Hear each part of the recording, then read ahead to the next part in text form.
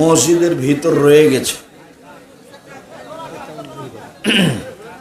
যদি মসজিদের অক্ফের জমি হয় তাহলে কবরটা খুঁড়ে হাড় সরাতে হবে, কবরটা খুঁড়ে হাড় হাড্ডি আছে নাকি সরিয়ে দিতে হবে। আর যদি না হয় তাহলে মসজিদ সরাতে হবে। আপনি বলেছেন আমি 6 মাস খুঁজেছি, আমি পাইনি, এটা কি সত্য? কি? হ্যাঁ, ও হ্যাঁ, ওটা তো যখন আমি প্রথমে শিক্ষক জীবনে আসলাম, ওটার একটা ইতিহাস আছে। একটা লোক গায়েবান্ধার কেচি সে সান দিত, কাঁচি সান দিত। তা আমি গায়েবান্ধা জান্নাতপুর মাদ্রাসার মাঠে বসেছিলাম।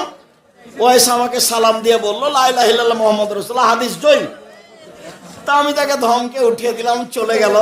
তখন আমার মনে খালি ধাক্কা দিতে লাগলো, কাজটা কি ভুল হলো, কাজটা কি ভুল হলো। এবার দেখতে লাগলাম, দেখতে দেখতে দেখতে 6 মাস পার হয়ে গেল, কোনো ফলাফল করতে পারলাম না। তো একদিন মাওলানা শিহাবুদ্দিন সুন্নি আর আমি ওইদিকে এক প্রোগ্রামে যাচ্ছি, দেখছি একটা হাতে পত্রিকা আছে আরবি অসায়ন অসিলা। তখন এই হাদিসটা ওখানে পেশ করেছে যে হাদিসটা জয়ীফ মুস্তাদরাকে হাকিমে আছে। হ্যাঁ, জাল, জি। এই হাদিস 6 মাস পরে পেয়েছি, তবে শিহাবুদ্দিন সুন্নির হাতে, মানে ওগুলো হাদিস আর একটা কেস। জি, ওটা হলো এই যে আদম আলাইহিস সালাম ওই জান্নাতের গেটে লেখা আছে লা ইলাহা ইল্লাল্লাহ মুহাম্মদ রাসূলুল্লাহ। তো আদম আলাইহিস সালাম বলছেন যে আমি তো ভুল করে 300 বছর ক্ষমা চাইলাম, ক্ষমা তো হলো না, তাহলে তোমার সাথে একটা লোকের নাম আছে মুহাম্মদ রাসূল, ও কোনো দামি মানুষ হবে, তা আমি একটু তার ওসিলায় ক্ষমা চাচ্ছি, তুমি ক্ষমা করে দাও।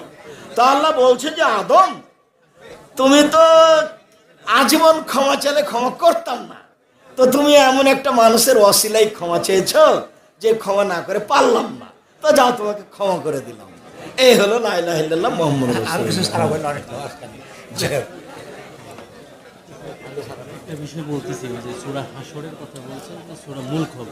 সূরা হাসর নয়, সূরা মুলক, ভুল হয়েছে, ভুল হয়েছে। সূরা হাসর নয়, সূরা মুলক। সম্মানিত দ্বীনি ভাই বোন, ওটা বলতে ভুল হয়ে গেছে। ওটা সূরা হাসর নয়, ওটা সূরা মুলক। যারা আপনারা রাস্তায় আছেন, মহিলা পুরুষ সবাই একটু ঠিক করে, ছেলেরা তোমরা নেটে ঠিক করে নিও, তোমরা যে কি বুঝলে ওটা ঠিক করে নিও। ওটা সূরা মুলক, সূরা হাসর নয়। ওক্তে মসজিদে জামাতের সহিত নামাজ পড়ার জন্য উক্ত মসজিদে কি আজান দিতে হবে? জি, আজান দিতে হবে। একবার আজান হলে বাকি সালাত চলবে। তোমরা মিডিয়ায় যারা আছো এই কথাটা করে দিও। স্ত্রী কি স্বামীকে তালাক দিতে পারবে? না, পারবে না, তালাক নিতে পারবে।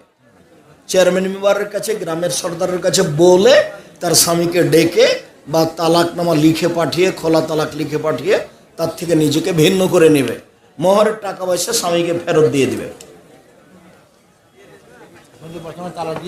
স্ত্রী মহিলাকে তালাক দিতে পারে না মুখে, তোমাকে তালাক দিলাম, তালাক দিলাম, এটা কি পাগল নাকি?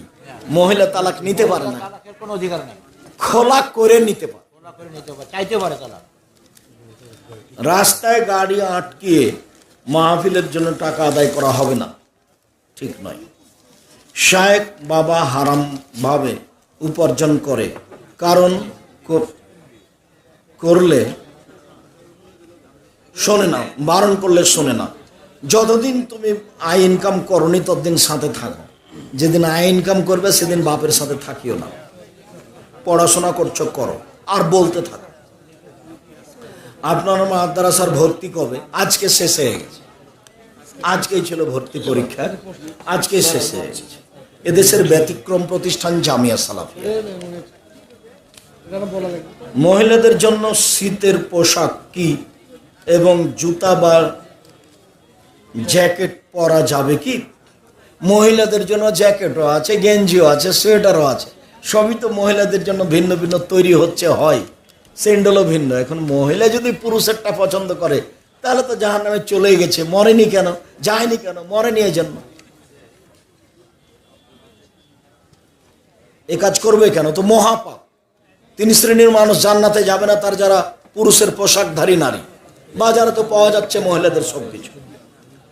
আপনি বলেছেন প্রতিদিন কোরআন পড়তে, কিছু না পড়লেও সূরা ইখলাস 3 বার পড়তে, তাহলে সূরা ইখলাস কি মুখস্থ পড়ব না কোরআন দেখে? যেভাবে হয়। শেখ, আকিকার জন্য শুধু খাসি পাঁঠি যা হবে, খালি মরেনি, মরতে বাকি আছে, জান আছে, এটা করে দাও। ভালো সুন্দর কুরবানি, ভালো সুন্দর দাঁত, এগুলো কিসের শর্ত? কুরবানির, আকিকার নয়। গরু আকিকা গরু দিয়া হবে না, উট দিয়া হবে না।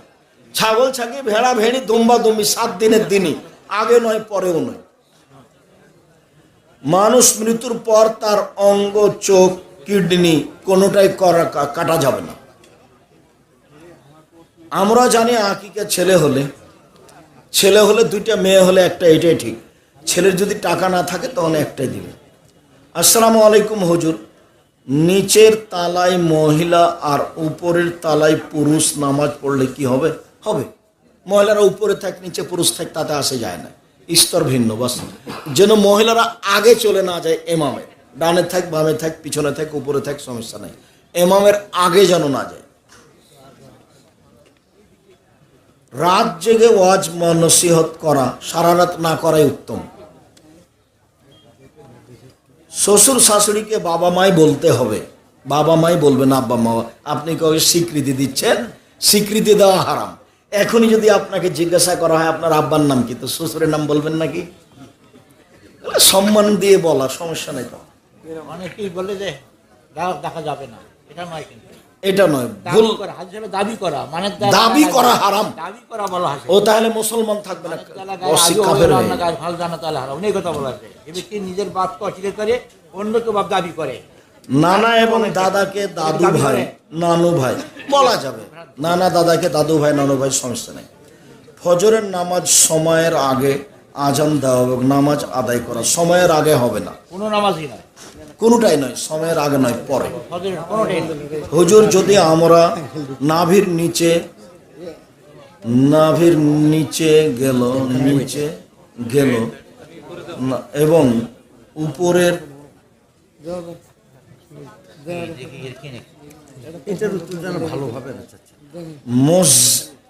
মসজিদ একটা দরজা থাকার জন্য মুসল্লিগণ কেউ উত্তরে দাঁড়ায়, কেউ দক্ষিণে দাঁড়ায়, কিছু মাঝখানে দাঁড়ায়।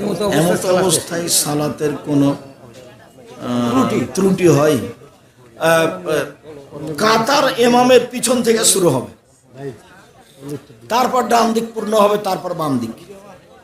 তবে ইমামের পিছন থেকে শুরু হবে। সম্ভব ডান দিকে দাঁড়াবেন, তবে শুরুটা ইমামের পিছন থেকে শুরু হবে, এতে কোনো সমস্যা নেই। তবে মসজিদের 3টা দরজা হয় ভালো, একটু যদি বড় হয়, যাতে করে ওই কাতারটা ব্যালেন্স রাখা সহজ হয়। প্রথম কাতার পরিপূর্ণ হলে পরবর্তী কাতারে একা দাঁড়ানো, যদি জায়গা না থাকে, কোনো লোক না থাকে, তখন একাই দাঁড়াবে, টানতে পাবে না। আলহামদুলিল্লাহ। আমার ভাগ্নে খুব অসুস্থতার জন্য দোয়া চাই। আজহাবিল বাসরাব্বান নাস আসফায়ান্ত সাফি লাসফাইল্লা সেফাকাল সুবহানাল্লাহুল সাকাম। শেখ, আমাদের এখানে বিবাহের দিনে জামাই যখন প্রথম দিনে বিবাহ করতে আসে, তখন মেয়ের বাড়ির আত্মীয় স্বজন নতুন জামাই দেখে জামাইয়ের হাতে টাকা দেয়, সব হারাম। বিবাহকে লক্ষ্য করে বগুড়া জেলায় যা কিছু হয় সবই হারাম। আমার জানা অনুপাতে বগুড়া জেলারও বিবাহের শুরু থেকে নিয়ে শেষ পর্যন্ত কোন কাজ জায়েজ আছে তা জানা নাই, সবই হারাম, সব পাল্টে করতে হবে।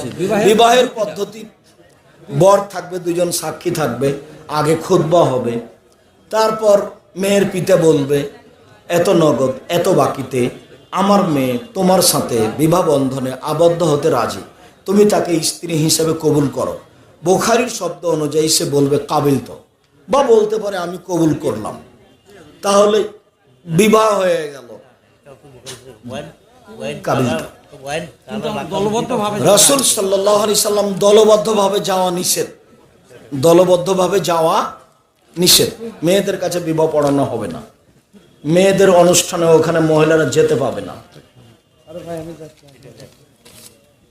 চন্দ্রে এখানে চন্দ্র ও সূর্য দ্বারা কি গণনা বলা হইয়াছে দয়া করে বলবেন। চন্দ্র সূর্য দিয়ে হিসাব করা হয়, চন্দ্র দিয়ে তো মাস গণনা হয়, এটা তো স্পষ্ট। এটা তোমার আর এটুকু বুঝলে না। জুমার দিন ইমাম সাহেবের মুখের সামনে আসতে আজান, এটা তো একেবারেই বেদাত। জোরেটাই মুখের উপরে চলে না, দরজার উপরে চলে না, একটা ভালো জায়গায় বাইরে থেকে বাইরে আজান হবে সব সময়ের জন্য, ঘরের বাইরে। সব প্রাণীর যৌবনের চাহিদা হয়, কিন্তু বর্তমান সময়ে এই গরুগুলোকে আধুনিকভাবে বীর্য দেওয়া হয়, কোনো সমস্যা নেই। পশু পালনে উন্নয়নে ওদের উপরে কোরআন হাদিসের কোনো বিধান নেই, অতএব পশুপালন উন্নয়নে যেটা সহজ হবে সেটাই করবে।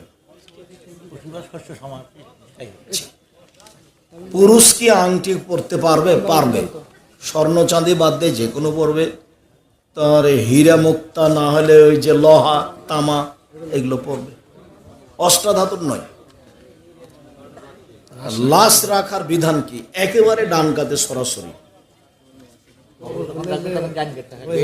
নামাজে মনোযোগ বাড়ানোর উপায় কি? খুব চেষ্টা করতে হবে 2 রাকাত সালাত আদায় করার জন্য মনোযোগ। আর একটু ভেঙে গেলে বাম দিকে থুথু দিতে হবে, নাউজুবিল্লাহ মিন জালিক বলতে। আল্লাহ আকবার বলার সাথে সাথে চতুর্দিকে লেগে গেছে। শুকরিয়া, জাযাকুমুল্লাহ খায়ের। আল্লাহ আমাদের যারা মারা গেছে তুমি তাদের কবরের শাস্তি মাফ করো, তাদের কবরকে প্রশস্ত করো, তাদের কবরকে আলোকিত করো।